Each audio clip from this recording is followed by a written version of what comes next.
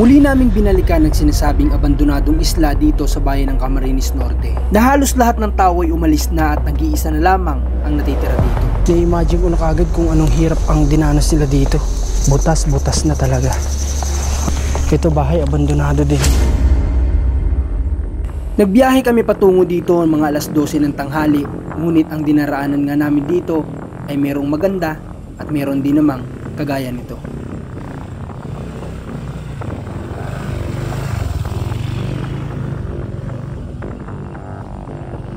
Kaya mo yan, Berting. Sige, Berting. Dito na kami sa lugar kung saan yung dati namin pinuntahan at may mga tutulungan kami dito ni Commander. Meron siyang pinupuntahan dito, kaso nga lang kailangan nating maglakad ng malayo. Siya muna yung una nating sasamahan at samahan nyo kami sa paglalakad namin na ito. Pero bago ang lahat, dadaan muna tayo sa tindahan at bibili tayo ng chichirya para habang naglalakad, mayroon tayong nakakain. Ito po. Salamat po ate, okay na po yan. Wag na po, okay lang. So ito, may dala kami yung chichirya at biskwit para may makakain kami. Pipiknik yata tayo. Oh, kuha. Biskwit. Commander. Yung ano mo, babe? Biskwit. Yung helmet. Ha? Dadaling ko. Andito. Tara, punta na tayo. Hindi kasi kaya ng motorsiklo. Tandaan nyo yung daan?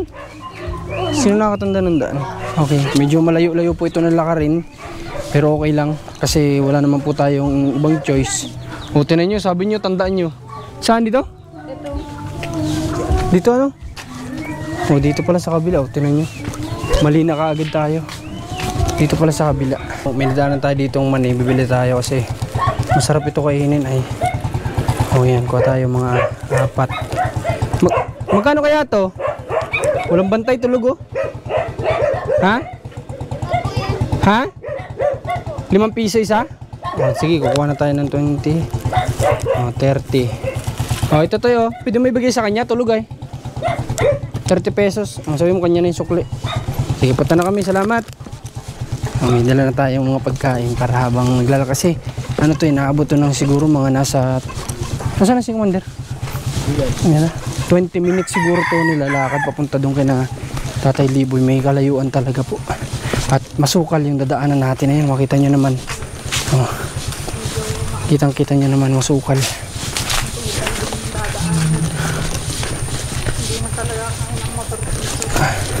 Hindi talaga pala kaya ng ano, motorsiklo.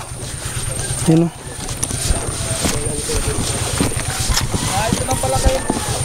Mama, si ano ba ito? Si Marcos. Magandang araw tayo. Ang dami din puno ng nilog dito. Sukal. Kung maalala nyo, ito yung sinasabi namin dati na isla siya na lumulubog yung mga tahanan kapag nag-high tide. Kaya mas pinili ng mga tao na umalis na lang dito sa lugar na to. Pero yung tinutulungan ni Commander ang nag-iisa na lang ditong ano, kaya ayun, kaya nakita ni Commander na talagang deserve siyang matulungan. Itong dinadaanan namin base doon kay Kuya sa nasa unahan namin kung natatanaw nyo sa camera. Mamaya ito ay lubog na ito, mamaya dadaanan namin na ito. Kumbaga ito ay sakop na ng tubig. So sana hindi naman kami abutin ng high tide. Pero base sa sabi ni Kuya, pa high tide na ito. Kaya kailangan makalabas din kaagad kami dito bago tuluyang magkatubig na dito. Kasi kita nyo Bakawan, dagat na yan dyan, napapalibutan to ng dagat. So kaya nga sabi namin talagang parang isla.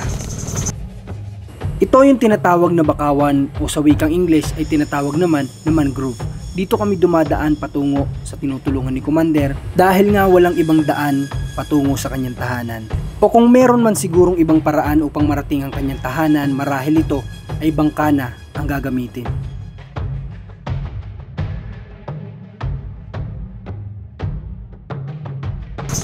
Wala naman tayong ibang dadaanan kundi dito lang talaga, walang iba. Ito lang kalsada na to. Mabuti na nga lang na timingan pa namin mga kababayan na ganito pa, may low tide pa siya, pa high tide pa lang. Ay, may narinig nyo, may mga ano, dito sa amin ang tawag niya duri-duri yata, hindi ko alam ang tawag sa iba. Ayun yung parang insekto o hayop na yung maingay, ganyan. Ayan. Ito hindi ko sure kung pinatanim to ng government dito, kasi kadalasan pinapatanim. Ay oo, maalala ko, pinatanim pala ito kasi si Rans noong mga time na high school siya, papa niya yung nagmamanage ng ano dito, ng bakawan. So nakarating na noon si Rans dito at nagtatanim sila dito ng bakawan, kaya for sure itong mga to ay patanim to ng government para protection din. Andun pa sila sa likod. Nauna na ako kasi medyo sumasakit yung binti. Siguro mga ano na lang to, mga 10 minutes itong nilalakad namin. Nandoon na tayo kay Tatay Liboy. Ayan o, makita nyo o, ayan o, buhangin na o. O, tas dagat, ayun. Mamaya pakita ko sa inyo ng drone yan. Ayan o, buhangin na o. O, buhangin na to. Yung tahanan nila, Tatay Liboy, yung tinuturuan ni Commander, talagang ano siya, talagang napapaligiran siya ng dagat talaga. Kaya kapag nag high tide matic, punta talaga doon yung tubig. Kaya ayun, nakita nyo sa vlog ko dati, iniwan na lang ng mga tao yung mga tahanan nila, sinacrifice na nila. Kahit ng iba magaganda pa, pero wala na, iwanan na talaga nila yun. Kasi nga, kaysa naman buhay ng mga anak nila, buhay nila yung kapalit ng pag-stay nila dito. Mabuti na nga lang pinalipat sila doon, may binigay na pwesto at nakalipat sila, nakapagpatayo sila ng panibagong bahay doon. Dito madadaanan natin ulit. Lahat na ng bahay wala nang nakatira, isang bahay na lang ang may nakatira doon talaga. May dagat na to, ayan o. Oh, buhangin, tas dagat din dyan, ito dagat din. Oh, ang ganda ng mga bato oh. Rock formation. Rock formation. Ayan o. Oh.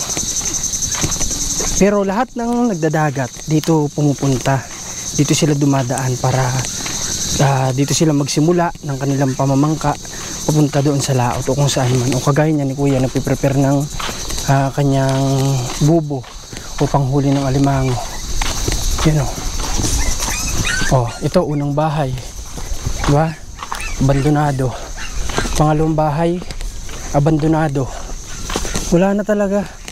Naipakita ko na to sa vlog ko noon. Wala na talaga mga tao dito. Pakita ko sa inyo ulit. Ayan o. May makina na lang. Siguro yan ginagamit na lang ng tao dito nilagay. Pero wala na o. Oh. Butas na talaga. Wala na. Kawawa itong ano na to. Kawawa yung mga tao dito noon. Ayan o. Na-imagine ko na kaagad kung anong hirap ang dinanas nila dito. Oh. Wala na. Sinakripisyo na nila. Pero may mga bangka dito. Ito yung mga papuntang laot. Kaya kagaya nila Kuya.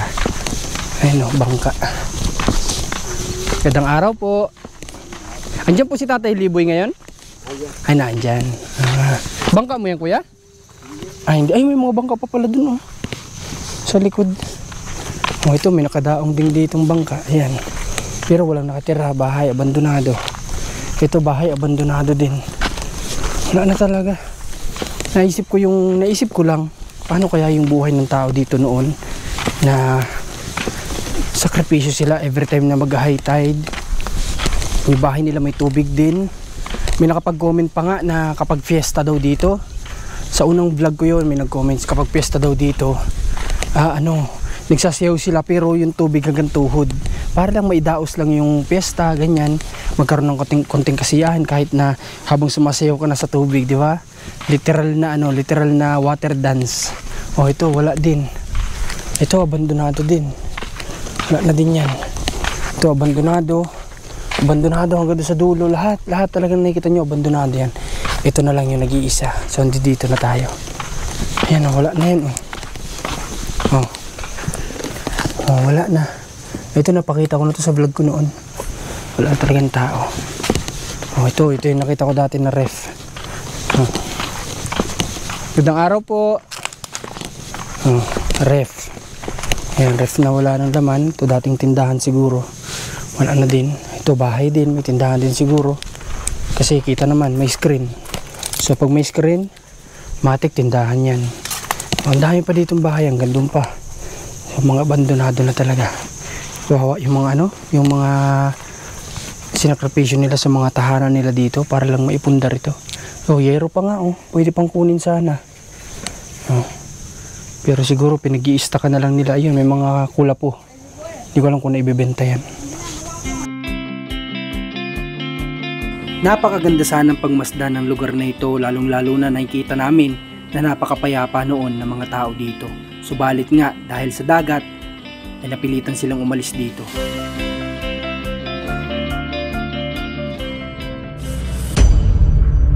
Noong una nga naming pasukin ang lugar na ito ay hindi ko tinangka na pasukin ang mga bahay dito, subalit ngayon ay sinubukan ko itong pasukin at nakita ko dito ang mga dating tindahan na siguro noon ay ito lamang ang nagsisilbi nilang bilihan dito sa lugar na ito, at mayroon ditong kwarto na gawa rin naman sa semento, at nakita ko rin ng mga kahoy na napakatibay pa sa ngayon. Ngunit eto nga, dahil sa dagat ay napilitan sila ditong umalis. Meron din ditong hagdan na sinubukan ko itong akyatin upang makita ko kung ano ang nasa itaas. At nakita ko dito na mayroon ditong tulugan, may mga gamit pang ilan na sa tingin ko ay mayroong isa o dalawa ang kasya ditong natutulog noon, at ito ay napaka-presko dahil nga sa gawa sa pawid ang kanilang bubong. Napakasimple lamang ng pamumuhay ng mga tao dito noon. Yun ang nakikita namin. At makailang saglit nga lamang ay bumaba na rin ako dito upang tingnan ko naman ang nasa likod ng tahanan na ito. At dito bumungad sa akin ang siguro'y dati itong nagsisilbi nilang lababo na napakasimple lamang, ngunit ang nasa ilalim naman nito ay makikita mo na ang karagatan na siguro kapag malakas ang alon ay siyang humahampas sa kanilang mga tahanan dito.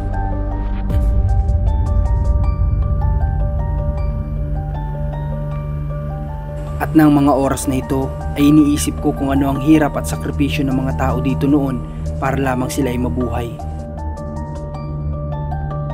At sinubukan ko namang pasukin ang pangalawa sa tahanan na nakita ko rito, at may nakita ako ditong mga halaman na tiyak ako ito yung tinatawag na bunga ng mga bakawan dito. At dito nga nakita ko rin ang isang kwarto na mayroong isang maliit na bintana, at nagtaka ako kung bakit ganito o gawa ang kwarto na ito. Tila nilagyan ito ng mga maliliit na bato o mga seashell.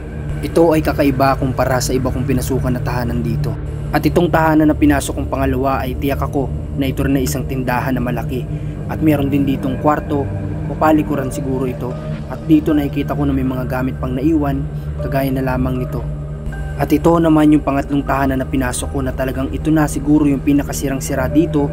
Meron pa diyang bangka at makikita natin na gawa rin naman sa semento ang sahig ng pamilya na nakatira dito noon. At base pa nga sa kwento sa akin noon, kapag nagpipiesta daw dito sa barangay na ito ay sumasayaw sila, ngunit lubog ang kanilang mga paa sa tubig para lamang mairaos ng masaya ang kapiestahan sa barangay na ito. At dito sira-sira na rin ang mga semento at ang kanilang palikuran ay ganun din. At mayroon pa nga akong napansin dito na tila pahingahan naman ito ng mga mangingisda sa barangay na ito. Kung minsan talaga may mga bagay na kailangan nating isakripisyo para lamang sa kaligtasan ng mga mahal natin sa buhay.